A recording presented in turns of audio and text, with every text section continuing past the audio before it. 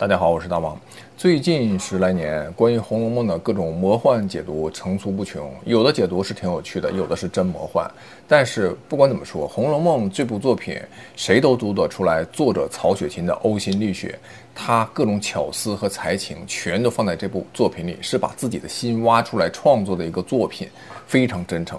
我們也來看看賈寶玉扮演者歐陽奮強，他怎麼看《紅樓夢》，以及他怎麼看待的各種解讀。作為賈寶玉的扮演者，他當年一定非常用心地揣摩了《紅楼夢》以及賈寶玉這個角色，並且和各色人等專家進行了交流，所以他的看法還是相当有意義的。我們一起來聽聽他怎麼說。這2年吧，突然冒出了很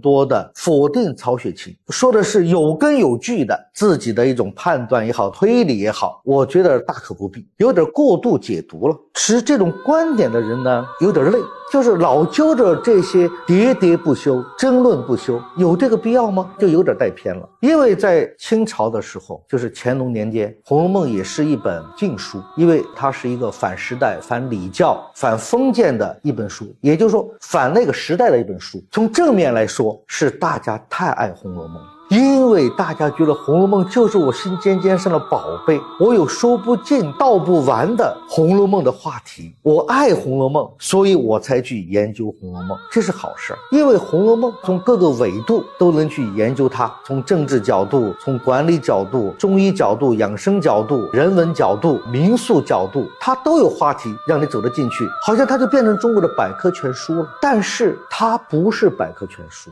它不是通史，不是清史，它是那个时代300多年了奉獻給我們的一部特別有意義的、特別有思想的文學作品。那麼我們就應該站在一個評判和欣賞、解讀文學作品的角度去看這本書。你從這本小說裡面，你去感悟人生的況味，是不是更有意義一些？還有呢，就說曹雪芹寫的是他們家裡的事，曹雪芹寫的賈寶玉就是寫他自己，有點戲過了。我的回答是這樣的，是也不全是。首先，一部文學作品是創作者他對那個時代有話要說，要吶喊，他用他的筆墨把它表達出來。所以一部文學作品的誕生來源於生活，再從生活當中提煉出來，高於生活。曹雪芹寫《紅樓夢》為什麼大家喜歡呢？為什麼那麼好呢？是因為曹雪芹他有這樣的生活閱歷。曹雪芹家裡面當然是很牛的，很顯赫的。曹家是清朝內務府的包衣奴才。你說奴才嘛，很低下嘛，但是他們家奴才不一樣啊。他的曾祖母孫氏是康熙爺的奶娘，康熙爺是喝着他曾祖母的奶水長大的，大家就是關係很近了呀，感情就很深了呀。他的祖父曹寅是康熙爺的玩伴，就是陪着康熙成長的，後來還當過康熙爺的貼身侍衛，就是保鏢了。就有點像誰的關係呢？賈寶玉和明爺的關係，看着是個賈寶玉的跟班，但是關係相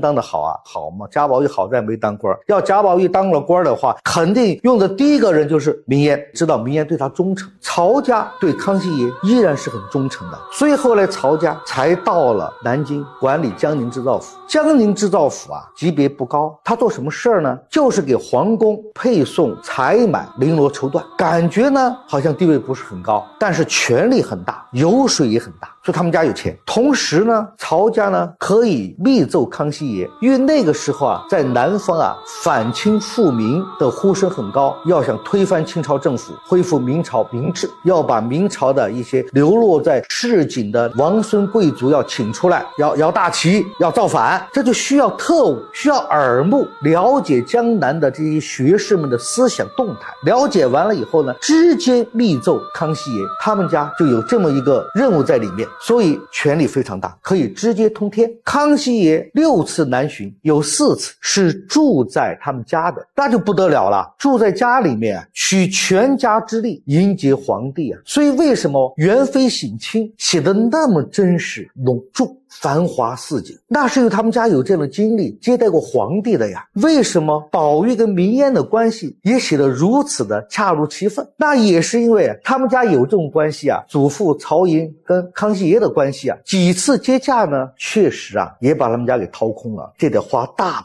把的銀子啊。掏空完了以後，康熙爺呢也知道，你得想辦法呀，得找錢來補缺呀，肯定呢還是有很多貪污的行為的，中飽私囊的行為的。康熙也知道，但是關係好，也就睁只眼闭只眼了吧。但是呢，康熙也跟他們說過的，趕緊把賭空的銀子得補上，趕緊補上，因為康熙也很有政治頭腦的，他知道不把這個補上，曹家會遭殃的。果不其然，康熙爺走了，接任的新皇帝是雍正。雍正一上台就抄了曹家，整個曹家全部撵回了北京，曹家就開始衰敗了。衰敗完了以後呢，僅這沒幾年又第二次抄家，本來把日子還過得過去，瘦死骆驼比馬大，又迎來再一次抄家，家庭中落，就完全就衰敗了。所以《紅樓夢》裡面家父衰敗，没收家產，這個都是作者有生活經歷，他才能寫得那麼詳細，寫得那麼好。也就是說，曹雪芹他是大起大落的，他年輕的時候在江寧织造府出生，那就是公子哥啊，饭來張嘴，衣來伸手，啥事不想，無憂無慮，家裡有錢吶。再後來中年以後，日子是非常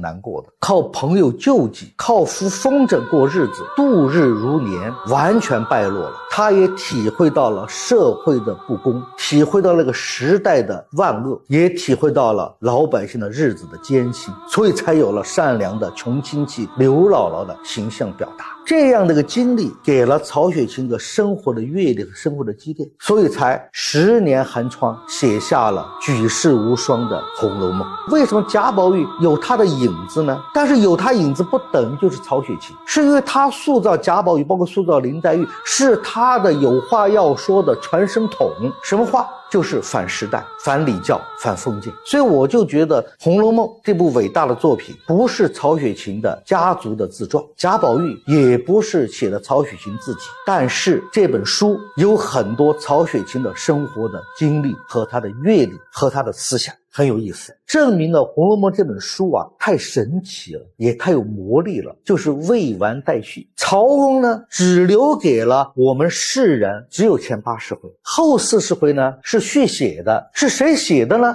不知道。好像呢又跟前80回的思想脈絡呢又有點接不上，所以大家開始猜測，各種說法就出來了，就把这《紅楼夢》呢變得更加神秘了。它之所以說不盡道不完，就是因為後面不知道怎麼回事。神奇就神奇在它沒找到答案。